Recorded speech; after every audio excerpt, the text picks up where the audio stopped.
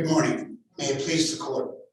My name is John Coleman. I practice law in Fort Myers with my son Thomas, who's seated at council table with me. I request to reserve 5 minutes for rebuttal. All right.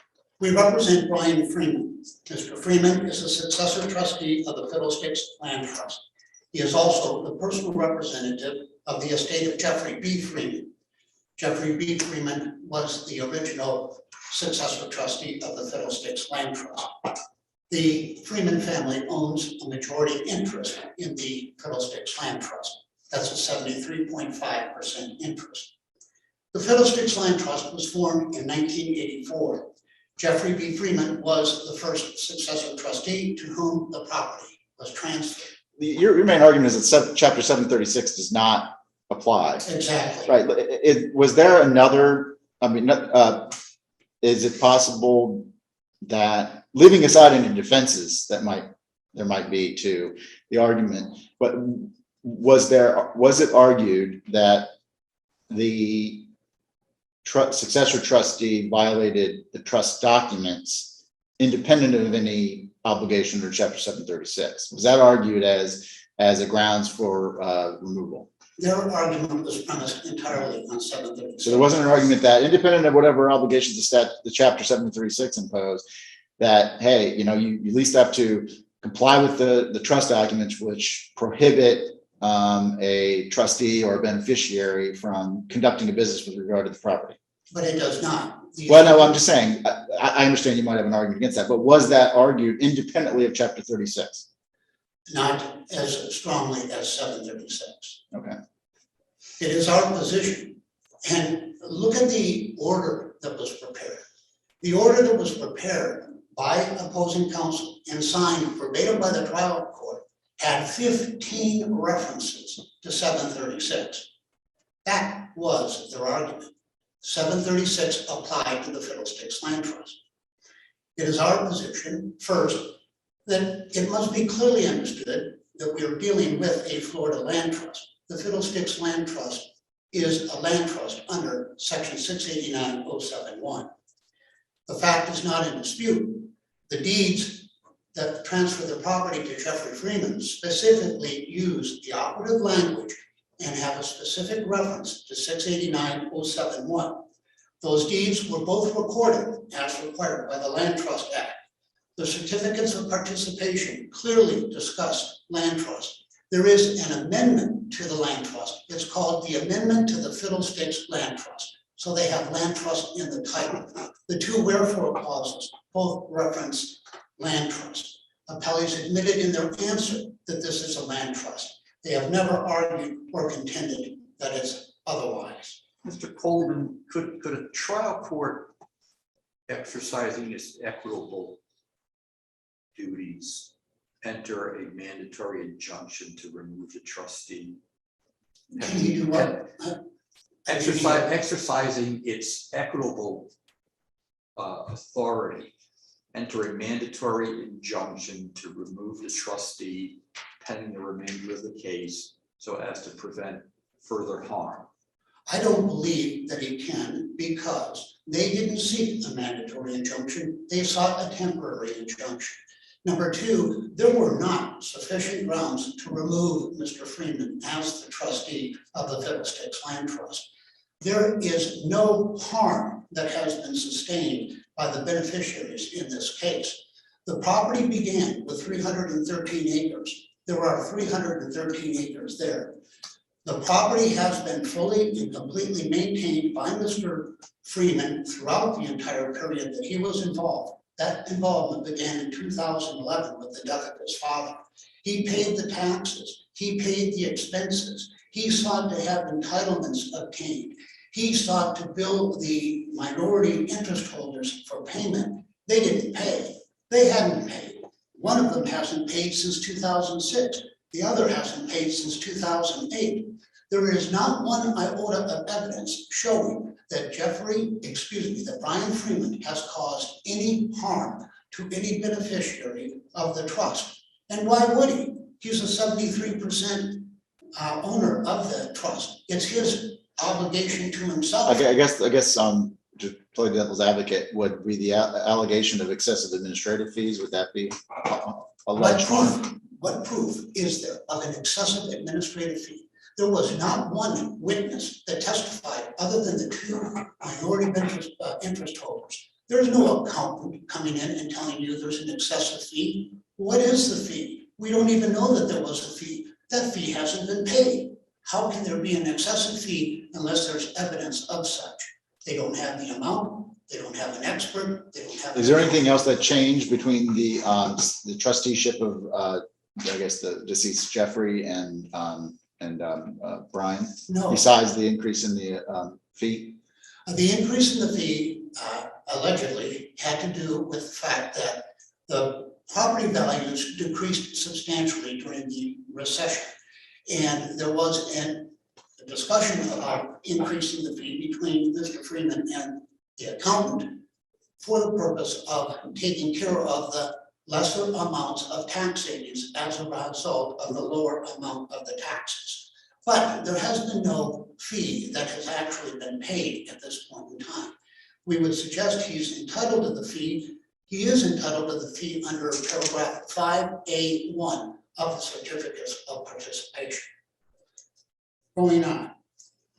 This appeal deals with a collection action that was initiated in May of 2018 because two of the beneficiaries have not made any payment, as I said, one since 2006, the other 2008.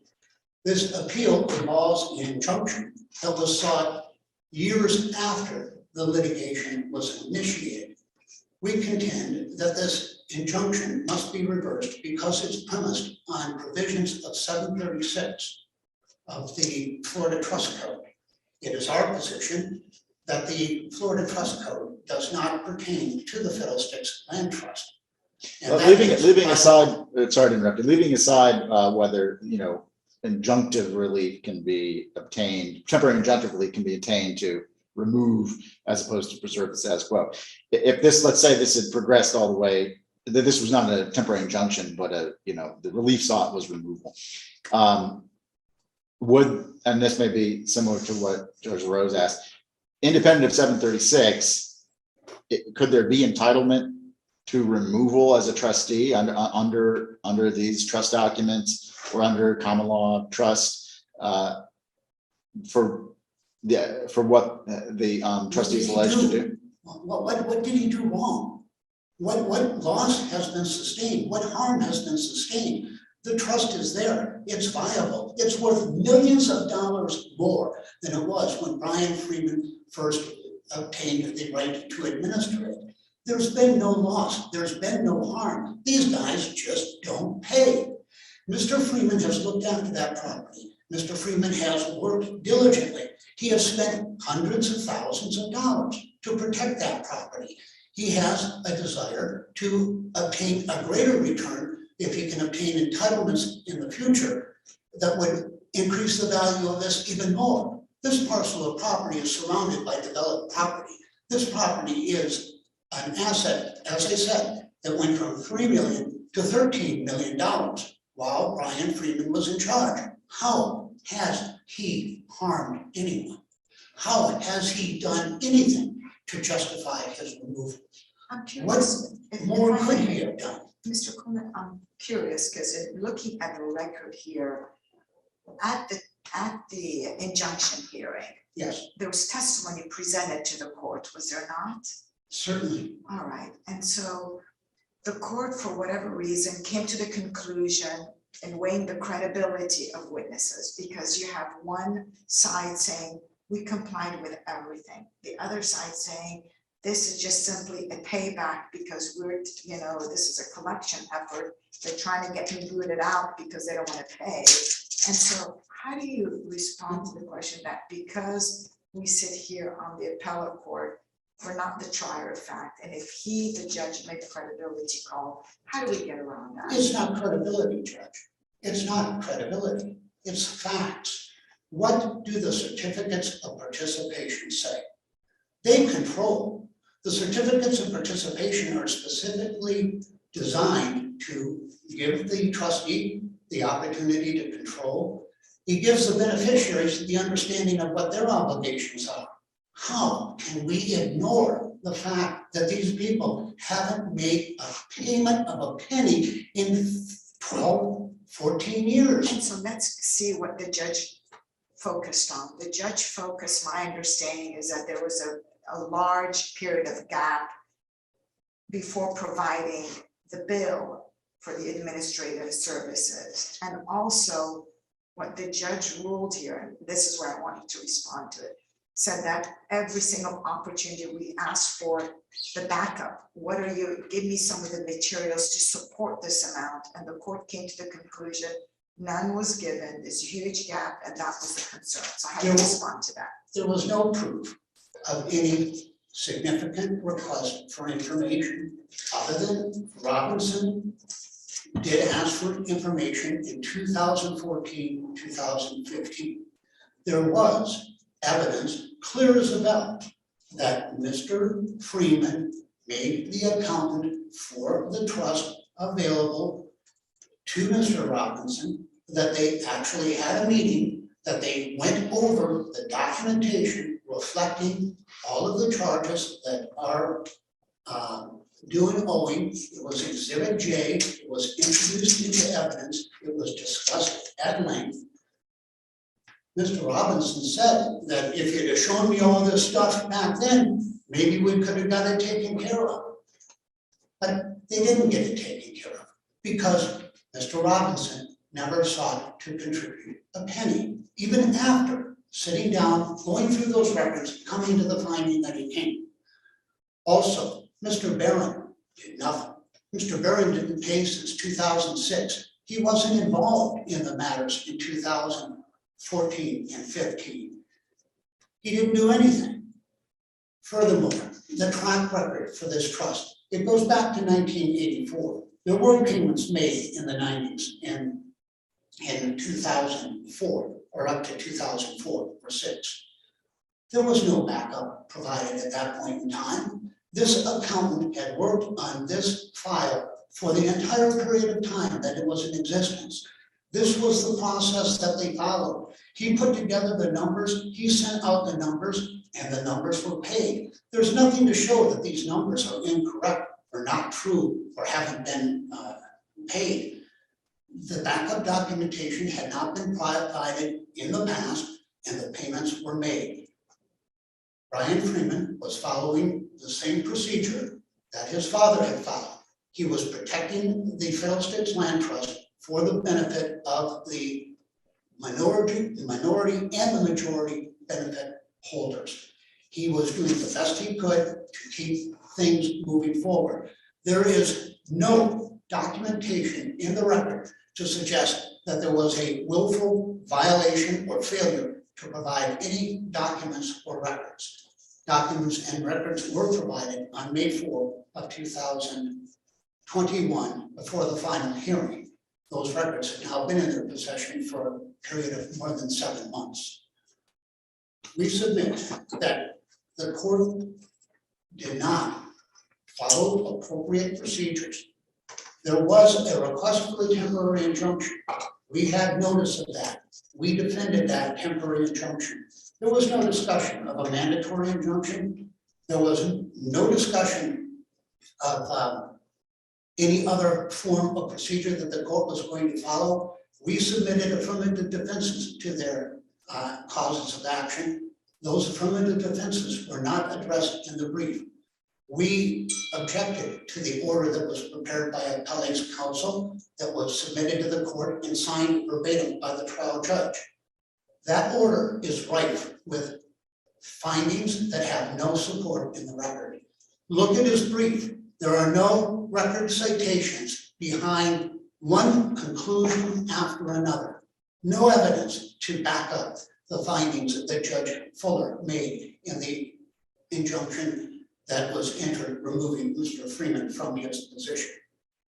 We would submit that that order was full of mistakes. That order included language about Partnership Act when the Partnership Act had never been pled, never been mentioned.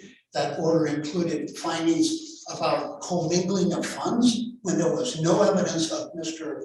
Freeman's accounts when there was no evidence to show any payment by the beneficiaries, which could have been used to commingle. That order was frankly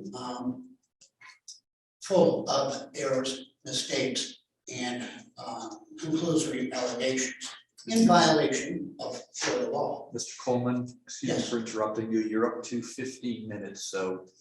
you're I a will lot of time. reserve 5 for rebuttal. Very Thank you. well, thank you, sir.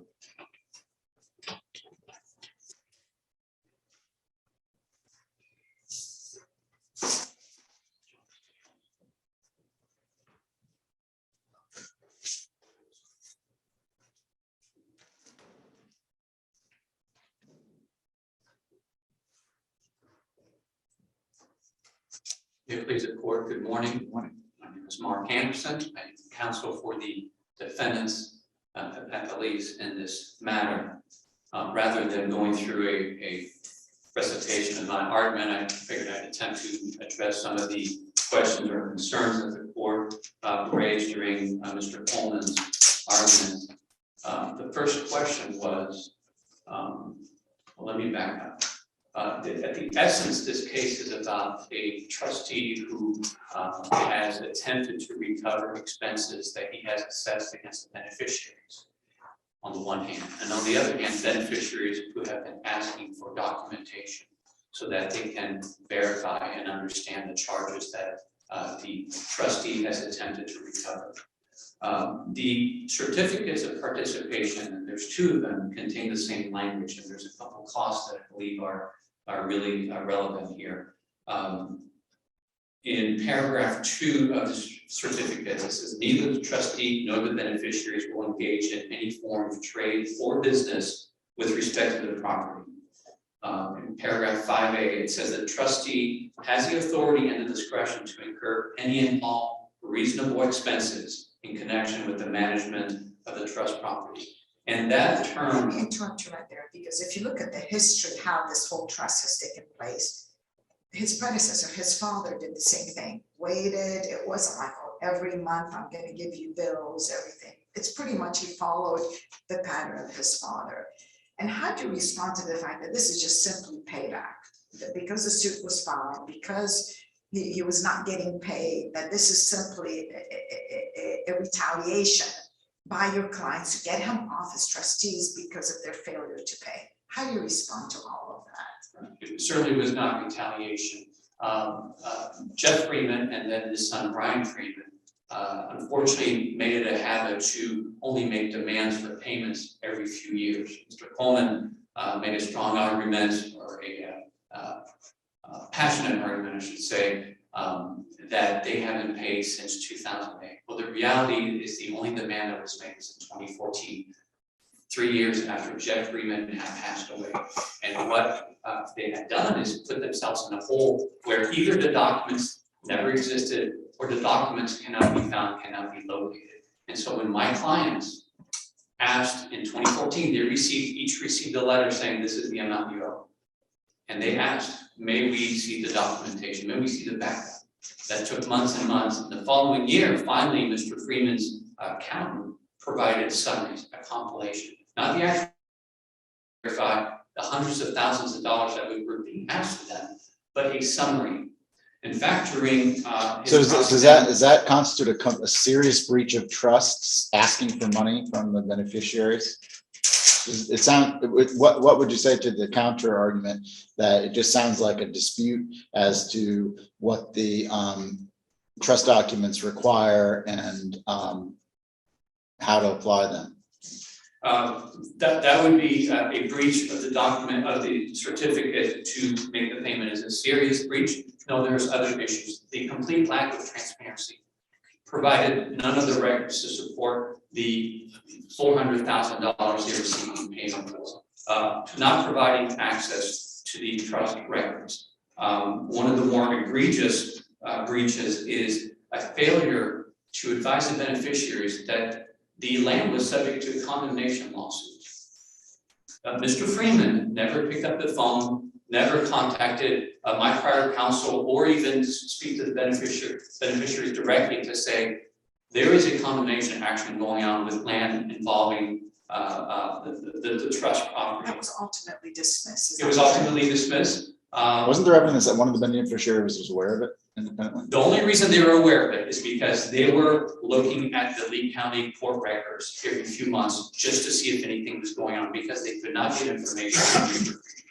Because I guess the concern that kind of jumps out, you have Mr. Freeman was, I guess, over 70% owner, and then you have these small little other 26%. people, so it kind of looks a little bit like, okay, let's oust him up. We don't want to pay, let's use this as an excuse to eliminate him. It's rather suspect, wouldn't you agree? No, I would disagree. In fact, it's quite the opposite. It's the majority interest owner who has been treating the trust as if it's his own personal private investment, with no accounting, no transparency, no information provided to the beneficiary. No one seems to have been concerned about this. You know, it may be a sloppy way of doing business, but this is how it's been going for years. It has been, and my clients reside on the East Coast and had an understanding with Jeff Freeman because there was some prior experience when Brian Freeman took over and they started asking questions and asking for, listen, it was 3 years between the time Brian Freeman took over in 2011 until he made the first demand in 2014. The amount was exorbitant. But that's not inconsistent with what his father had done during his tenure. Well, the certificate actually provides that, and it's in the brief, I don't have the exact site, but it's in the brief, we cite to the certificate that says he is supposed to assess bills to take, in such a way to take advantage of the tax benefits of it, which is annual. It's understood that it's annual. Instead, it was 5 years. And so what that does is it puts the beneficiaries in a situation where whenever Mr. Freeman decides he's going to ask for payment, they have to, one, get their hands around, wrap their heads around what is the fee that is being assessed, how did he arrive there, is it fair, and how do we come up with $400,000, $500,000? And so that's the situation that the trustee created. Sounds like maybe a reasonable complaint to serve as a defense in the action for recovery of their contribution. But the question is whether that perhaps reasonable disgruntlement is under Chapter 736, a serious breach of trust, which is what the trial court relied on in reaching the conclusion that it could exercise its power to enjoin, but to temporarily remove the trustee. There were two bases for the court entering the temporary injunction. The Chapter 736, as well as the breach of the certificate of participation. I would direct the court to paragraphs. Now, let me ask this. Now,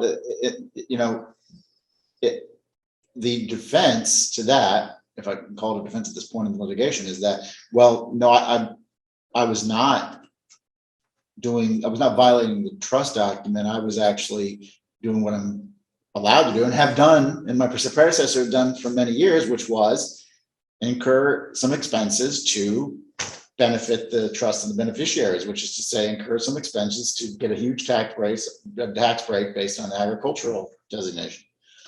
Here's perhaps the single biggest issue with that. During his cross-examination, I asked Mr. Freeman, do you see that line, and I'm citing to you, do you see that line that says, Brian, personal loan, $415,000? Answer, yes. Is that statement correct, that you made personal loans to the trust? He answered, you asked me in my deposition if it was a loan. We talked about whether it was a loan or an advancement. I don't know if it's necessarily all of my money or the estate's money, but the amount according to the document in front of you is accurate. Mr. Freeman doesn't even know where this money that he now seeks to recover from, $415,000 from my clients, he doesn't even know where it came from. They come from his personal account, his father's estate, which is still not closed. And so he's making these demands and saying, don't worry about the source of the money, just believe me that the amount is accurate. But doesn't that go back to what Judge Atkinson said? That perhaps is, if he brings a claim, that's their defense. But what caused the removal of the majority member, to remove him for what? And usually if you're gonna remove someone, that's an extreme thing, that whether there's been, siphoning of money, somebody is taking money, stealing money, somebody's doing anything inappropriate. Help me out as to what specific wrongdoing was done by Mr. Freeman in order to justify his removal, because all this other stuff, oh, you didn't bill me, you should have billed me, that seems, it doesn't seem that rise to the level of actually removing someone as Well, trustee. I just want to clarify, he hasn't been removed as a majority interest holder, No, he's no, simply I'm been not saying removed that, as just trustee, as a trustee. trustee, that he's been doing that, for a long, long time, so help me out, Right. help me out. So it's the lack of accounting and the testimony, and I do want to address Mr. Coleman, who said there's no evidence, there's no testimony. There's plenty of evidence and testimony, he may not accept it, he may not like it, but our answer brief certainly cites to Judge Robinson and Robert Barron testifying that they made attempt after attempt to get information. So you ask, well, is it enough, is it egregious enough? If it's over the course of a decade of no transparency, and we're talking about hundreds of thousands of dollars. Decade? And as. How long is this trustee? I just want to make sure you remind me of the facts. How long has Brian been trustee? Since 2011, so Okay. 11 years now. Right, so lack of transparency for 10 years, the accounting records that have been requested and the backup documentation, so they can simply have their accountant say, yep, this checks out. That has not been done. The condemnation case, this is, as Mr. Coleman said, this is a $15-20 million piece of property in Lee County. This is a lot, a very significant investment. And so this lack of transparency and this inability to account for, yeah, this money came from here, this money came from that, is significant. It's a significant breach of this fiduciary duties. Mr. Coleman also said, where is the harm? And I just want to be clear on what the elements for injunctive relief are. And Because the court, that was gonna be my next question. Okay. You have to show that there's no adequate remedy of law. Isn't all of this a matter of money? If you're disputing, whatever, $400,000, okay, you could get, this is a charge, whatever unreasonable, because here's the court based on 4 things. Inordinately high administrative fees, that's one thing. Failure to provide regular accounting, okay, this is something that the court could order. Unreasonable expenses, and so when you're dealing with that, this is easily, okay, pay up, or don't pay up. Where is the absolutely no adequate remedy of law? what the no adequate remedy of law would have been if the condemnation lawsuit had proceeded without the beneficiary. That's a And that- non-issue, that's a non-issue now, right? it's a non-issue that could easily repeat itself. So you're saying if the trustee, so the argument is, if the trustee had remained the trustee, another government entity could file a condemnation suit and take the property without the beneficiaries noting. And that's the type of irreparable harm, speculative irreparable harm that gives rise to an entitlement to a temporary injunction. Well, What are the cases that would support that rationale? the possibility of condemnation in the future, Yeah, but Well, that type of speculative, it's not speculative because it's already happened once, and because we know, in fact, is there any evidence that another government entity or the county wants to take the land and try a second time to take the land? not at the moment, but it's an issue that is currently evading review, but is certainly able to repeat itself. And the other issue is this is it's a very specific and unique piece of property, as they all are, that could be developed a certain way. And Mr. Freeman has not captured. So again, so the irreparable harm is that he should be developing it as opposed to farming cattle, which has been done for The decades. issue, he has not been fulfilling his fiduciary duties to develop it the way the certificates had. Let me interrupt and I apologize, only because I'd be remiss if I didn't ask you, because it wasn't very robustly briefed in your brief. Is this land trust? It is. But there's no waste on the property, is there? I'm sorry, There's no waste. waste. The asset is not being wasted. It's being wasted to the extent that it's not It's not being being used developed. to its full use. Okay. And there was an attempt that was made in 2013 to amend the comprehensive plan so that it could be developed. That was 9 years ago now. Nothing else has been done to capture it. And now we're, of course, we're in a situation where the market is going very strong. Had the property been positioned in such a way that the trust would take care of it, then they'd be able to. Sorry, Judge. Was that, I guess I'm still a little concerned as to whether or not that calls for an equitable remedy, or if that's just, again, an issue about damages.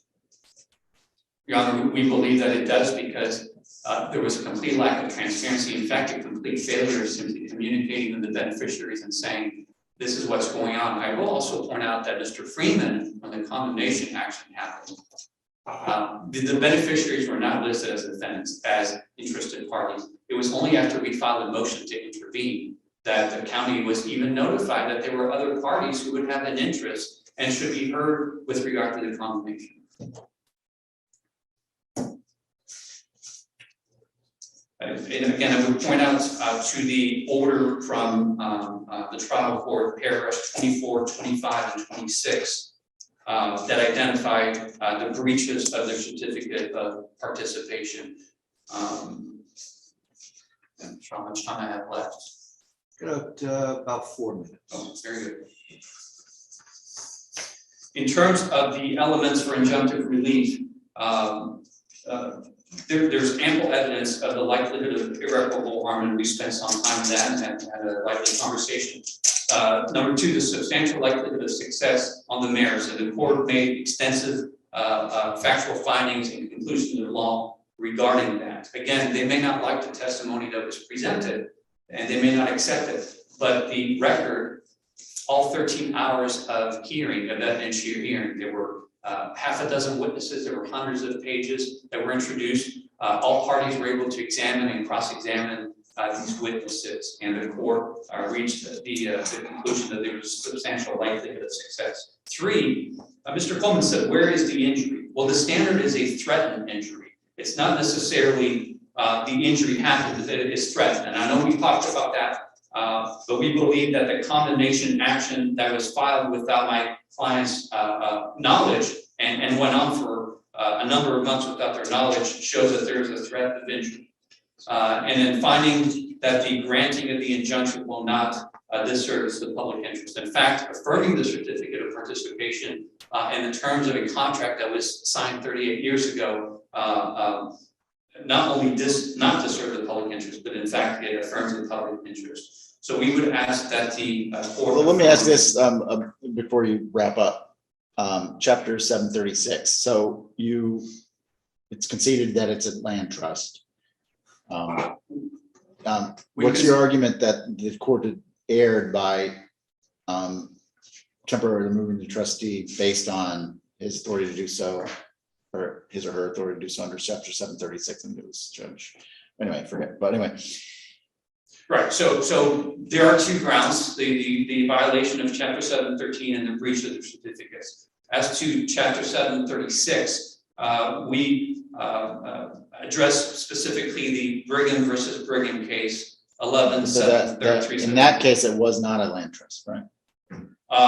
It was not, but the court said specifically, a Florida land trust is essentially the same as an ordinary trust in terms of the duties, rights, and responsibilities of the trustee. Why would that statement have been made by the court if it wasn't a land trust? What was the purpose of making that statement? Right. Oh, well, in context of that case, it was regarding the duties of the trustee and regarding what they owed the other party. And so even though it was a land trust, they were saying that the trust code still is applicable. I thought you just said it was not a land trust in that case.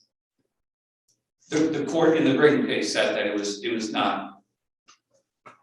Here we do have a land trust, and you rely on language in Brigham. I mean, they asserted it was dicta. Do you want to explain why it's binding?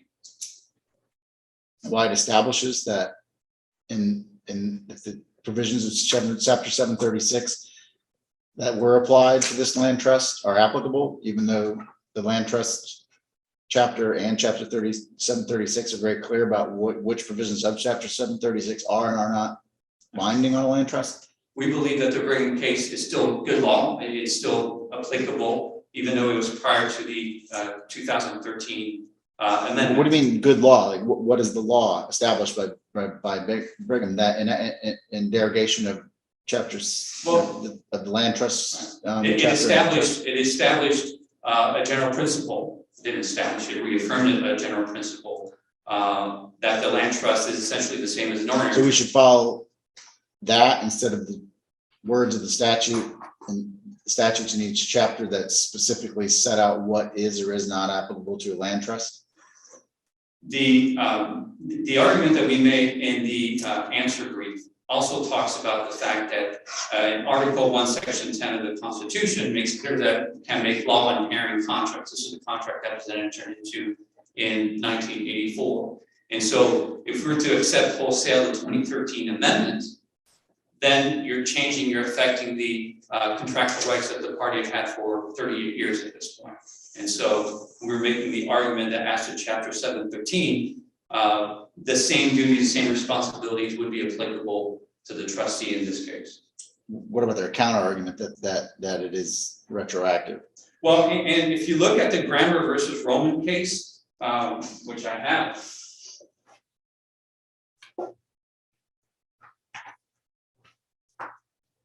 and I'll quote to it. This is on the final page of the case of the decision. It states remedial statutes are exceptions to the rule that statutes are addressed for the future, not the past. One of the purposes of such a statute is to give effects to acts and contracts of individuals according to their intentions thereof, right? So the statute is to give effect to the acts and contracts of individuals according to the intention. The intention of the parties were to be bound to the terms as they were entered into in 1984. What their brief doesn't talk about, the court goes on and discusses what the obvious purpose of the amendment is to extend the remedies of 689 to third parties dealing with trustees under the deeds. They don't really address that. They just throw in the Grammer case and say, well, look at this. It's a retroactive law, and so everything about it applies. But Grammer says one of the purposes is to give effect to acts and contracts of individuals according to the intention thereof. And so it's not just, well, it's remedial, and so everything applies. The court is also interested in giving effect to the contractual terms that the parties had entered into back in 1984 and are still bound. Mr. Anderson, you have to wrap it up, please. For these reasons, Your Honor, we would ask that this court affirm the order of the trial court. Thank you. Thank you, Mr. Anderson. Mr. Coleman, 5 minutes. Thank you. For all intents and purposes, this court must follow the law. The law is clear. 736.01023 says it does not apply to a land trust. 689.071 sub 12 says a Florida land trust is not controlled by 736, the Florida Trust Code. They're two different animals. The legislature couldn't have made it clearer. Their Brigham decision is orbita dictum, period. He couldn't tell you that it wasn't. They weren't even dealing with a Florida land trust at that point in time. Furthermore, it was superseded in 2013 by laws of Florida 2013-240 sections 1, 2, 3, and 4. That's where 736.01023 and 689.01912 come from. They're the law in the state of Florida. Judge Fuller does not have the right to ignore the law. This is an issue de novo for your review. You can apply the law just as well as he. Hopefully, we would suggest better than he. He used 736.0706 to remove Brian Freeman. That statute did not apply to the Florida Trust Code. These folks in the minority are upset that they're in the minority. What about could you elaborate on the retroactivity argument, the 2013 Certainly. amendment? The statute itself in 689-071-14 says that this statute is to be liberally construed. This statute is remedial in nature. This court, in the decision of Grammer versus Roman, specifically indicated it was to be liberally construed, and it specifically stated, and Mr. Anderson specifically ignored the language, that it applies to all deeds heretofore or hereafter made. This is a Florida land trust, always was. Mr. Jeffrey Freeman ran it for the benefit of all. Jeffrey. All deeds Freeman. heretofore, and hereafter, where's that language from? That's from Grammer, your decision, second DCA. Is that in grammar? And grammar, was that language in enactment?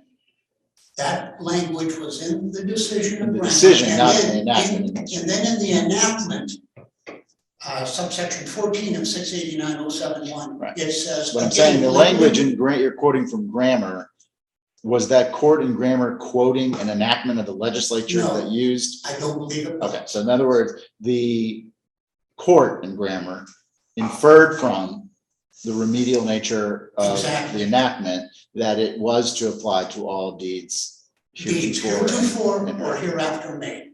Yes, Judge.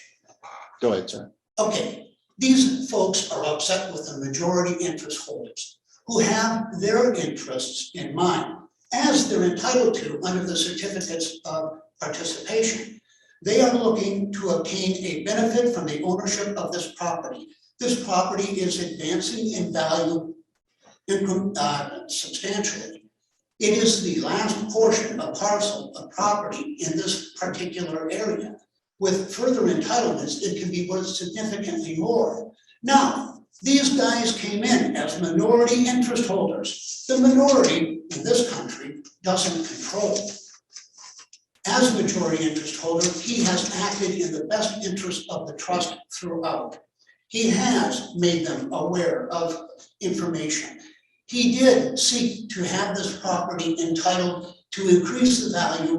He spent thousands of dollars on attorneys, on experts, on consultants, on hearings, on meetings. And they were fully aware of it. They had the comp plan. They had the knowledge that these expenses were being incurred. They had no interest in it. Mr. Barron had the documents. Did he say anything? Did he contribute anything? Did he take part at all? Zero. Did he pay a penny of it? Zero. With regard to Mr. Robinson, he was aware of the litigation. Unfortunately, when Brian Freeman came into this matter, South Florida Water Management had initiated litigation against the land trust for something Jeffrey Freeman had done. Brian Freeman had to defend that litigation. Brian Freeman kept Barron aware and Robinson aware of the litigation.